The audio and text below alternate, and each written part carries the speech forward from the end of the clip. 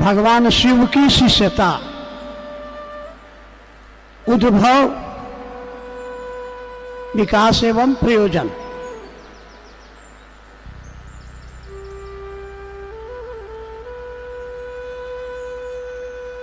भगवान शिव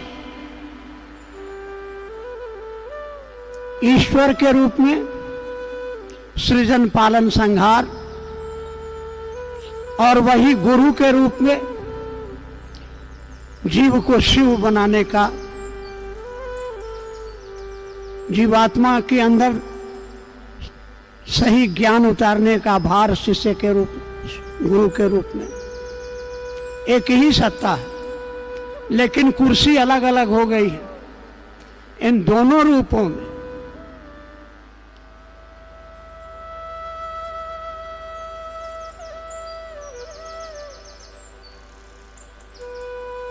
भगवान शिव की शिष्यता का इतिहास बहुत पुराना है।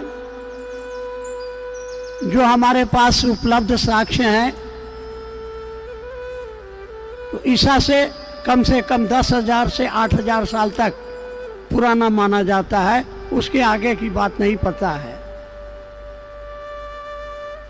हमारे धर्मशास्त्रों में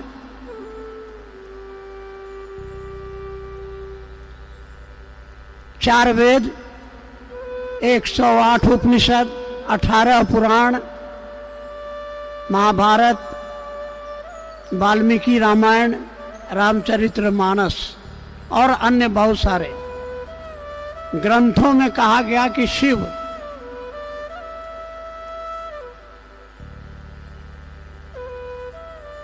वही आदि गुरु हैं, गुरुओं के गुरु हैं, गुराधिपति हैं, जगत गुरु हैं। उनके शिष्यों प्रशिष्यों के भी नाम पुस्तकों में मिलते हैं। कहा गया कि वह जो शिव सूक्ष्म से सूक्ष्म परम चैतन्य सत्ता, जिसके अनेक नाम ईश्वर कहें, भगवान कहें, ब्रह्म कहें, आत्मा कहें, महेश्वर कहें, ये महेश्वर शब्द उनके सारे रूपों का, सारे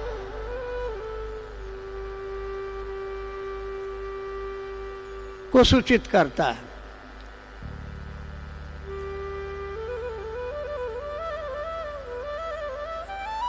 हमारी किताबें कहती हैं कि भगवान शिव की जो शक्ति, जो हम भगवती कहते हैं, उन्होंने भी भगवान शिव से ज्ञान प्राप्त किया। प्रथम शिष्या कहलाती हैं।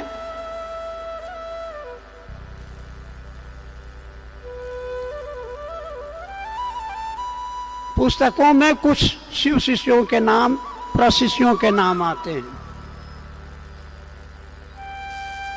पिछले 5,000 वर्षों में ऐसा एक भी व्यक्ति नहीं मिलता है जिसने जनमानस को बताने का प्रयास किया हो कि यह जो अवधारणा चली आ रही है कि शिव जगत गुरु हैं, इसका क्या अर्थ है, उस जगत गुरु शिव का शिष्य कैसे बना जाए,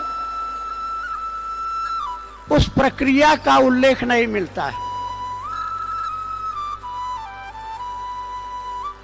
हमारे वरण्य गुरु भ्राता साहब श्री हरिनानंद जी,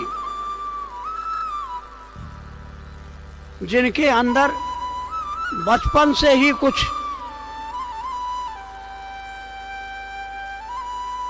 सामान्य बालकों से हटकर प्रवृत्तियां थी,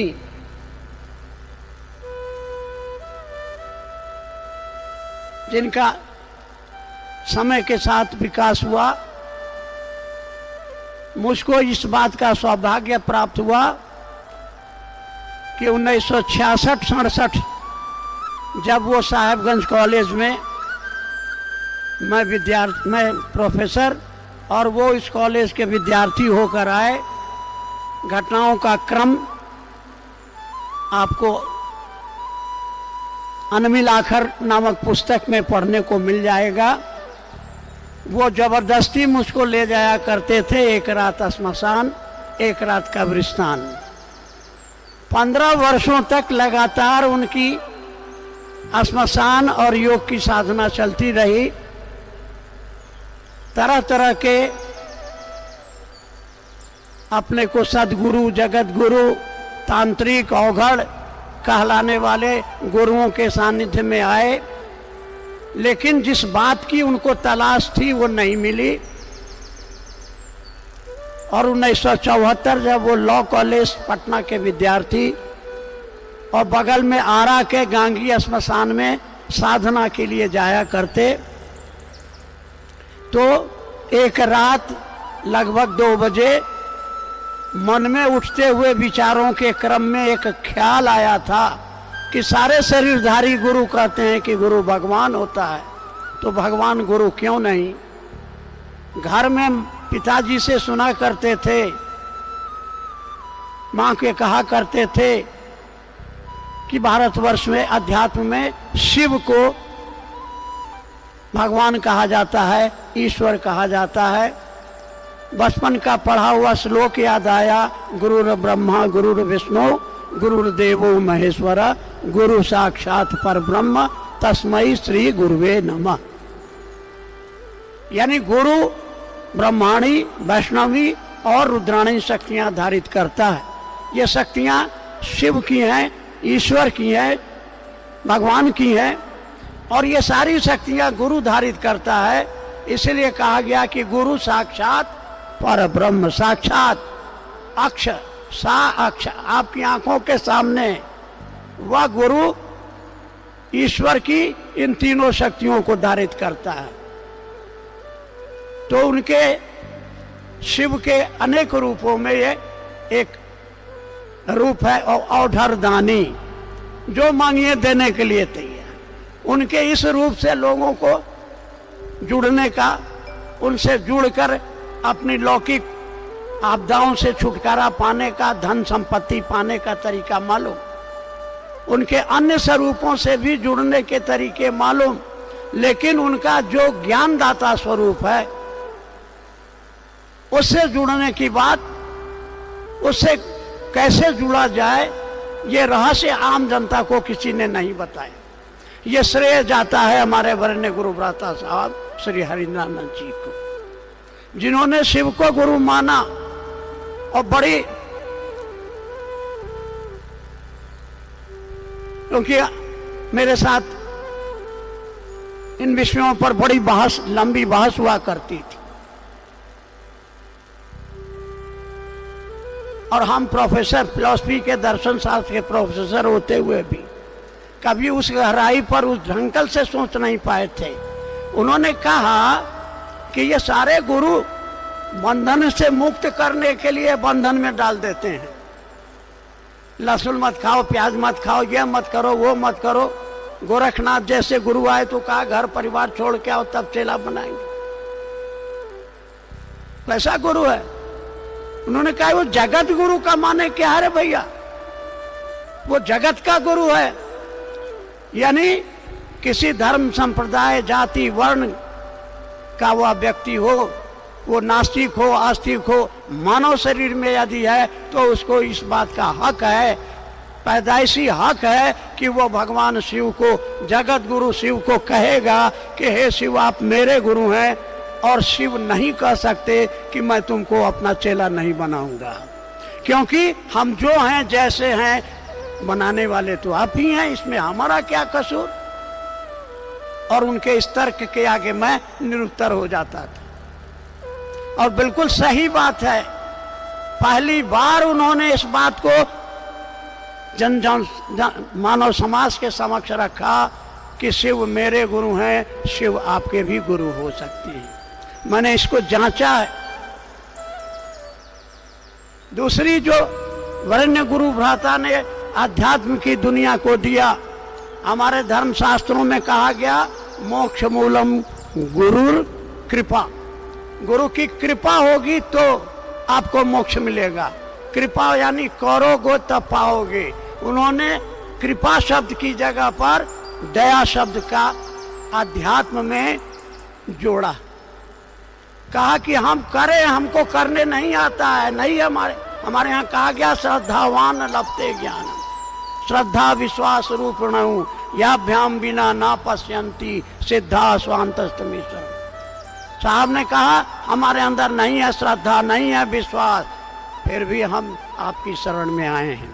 उन्होंने इसको समझाया, भारतीय अध्यात्म में इस शब्द को लाया। इस्लाम में है, वहां पर है, मर्सी है, दया है, ईसाई धर्म में है, लेकिन हमारे भारतीय अध्यात्म में कृपा शब्द था। साहब ने इसको लागू किया, दया। उन्होंने कहा कि जिस तरह से ईश्वर की सृष्टि की इच्छा सृष्टि के कण कण में जा रही है और वहाँ सृजन पालन संहार हो रहा है, वैसे ही उसी ईश्वर का अनुग्रह भाव, जिसको दया भाव कहा गया, जिसको गुरु भाव कहा गया, सृष्टि के कण कण में वो व्याप्त है। पल प्रतिपल अनुग्रह भाव, गुरु भाव, दया भाव, यानी जीव को शिव बनाने की जो इच्छा है, ये जगत परमात्मा की इच्छा से बना है, तो उस परमात्मा की इच्छा ही अनुग्रह भाव है जीव को शिव बनाने का, यही है दया भाव। और इसी दया भाव से सदगुरु अपने शिष्य को भोग और मोक्ष देते हैं। वह तो सदगुरुओं का भी गुरु है। इसलिए जुड़िए उस जगत गुरु से, जुड़िए। कैसे? उन्होंने 3 सूत्र दिए जो उनके अनुभव पर आधारित। उन्होंने शिव को गुरु माना। आज तक गुरुओं ने शर्तों में बांधा था, साहब ने गुरु को ही शर्त में बांधा। कमाल की बात। उन्होंने कहा कि देखिए, मैंने संकल्प तो ले लिया कि महादेव सीखेंगे तुम्ही से, अब बर्बाद हो चाहे आबाद हो, सीखेंगे तुम, लेकिन बड़ा धोखा खाया है। इसलिए आप तो शरीर में है नहीं, हमको मंत्र कौन बताएगा? हमको कुछ पूछना होगा तो आपको कहां खोजने जाएंगे? इसलिए हमारी शर्त है। शिष्य ने गुरु को शर्तों में बांधा। पहली बार कहा कि आसमान से मेरे आगे उतरिएगा, मैं आपको गुरु नहीं मानूंगा। क्यों? क्योंकि आरा के गांगी स्मशान में प्रेत उतरते थे महादेव के रूप में और उनको सिखाते थे कि ये मंत्र पढ़ो, ये मंत्र पढ़ो, कल ये सामान लेके आना, और बाद में उनको पता चलता ये प्रेत हैं। प्रेत की पहचान, वो आपको दुख देगा, सुख दे ही नहीं सकता। तो भैया हम ठगाने नहीं जा रहे हैं। आसमान से आप आओगे, गुरु नहीं मानेंगे। मनुष्य के रूप में आकर कहोगे कि मैं महादेव, तब तो यहाँ ठगाने का स्कोप आप बहुत ज्यादा है। रावण की कहानी आपको पता ही है कि साधु बनकर के सीता मैया को उठा के ले गया था। और तीसरी शर्त रखी कि अब तक गुरुओं से जो सीखा था अब नहीं करेंगे। कहते थे कि हम मैट्रिक पास कर गए तो अब मैट्रिक का किताब क्यों पढ़ें, अब मैट्रिक में पढ़ाने वाले शिक्षक के पास क्यों जाए। अब आपको गुरु माना है, अब आपसे सीखेंगे, आप जो बताएंगे सो करेंगे, और नहीं तो कुछ नहीं। 74 में आपने शिव को गुरु माना। 1 साल पढ़िएगा किताब। आओ चले शिव की ओर। उनकी जो व्यथा कथा है, नीलम दीदी मुझसे कहा करती थी कि बैठ के रोते थे कि हम फंस गए, कहाँ जाएं, कोई बताने वाला नहीं कि कैसे उस महादेव से जुड़ा जाए, कैसे उनका चेला बना जाए। और हुआ कमाल। 75 में मुजफ्फरपुर के पास तुर्की में अपने, वहाँ उनके पिताजी टीचर्स ट्रेनिंग कॉलेज में उस समय वहाँ प्रिंसिपल थे। वहाँ प्रिंसिपल के क्वार्टर के सामने एक आम के पेड़ के नीचे कुर्सी पर शाम को बैठे हैं, और अचानक उनको महसूस हुआ कि नाक में हवा का जो हवा प्रवेश कर रही है उसके साथ नमह गया, और जो हवा निकली प्रश्वास के रूप में तो शिवाय, और उनके मुंह से निकला अरे रे रे यह न खोजत रहनी। अब पता नहीं, जो बाद में उन्होंने कहा कि हम समझते थे कि चमत्कार करना है। ये सच्ची बात है कि हमारा उद्देश्य हुआ करता था चमत्कार। चमत्कार के लिए मंत्र चाहिए। ये क्या मंत्र चाहिए, कौन मंत्र चाहिए, ये पता नहीं था। और जैसे उनको मिला तो आह्लाद में, खुशी में हाथ से चाबी गिर गई और मन मिजाज किसी दूसरी दुनिया में चला गया। इतनी जोर से आवाज आई थी कि आंगन में बैठी माँ ने पूछा, अरे का भुलाइल रहल?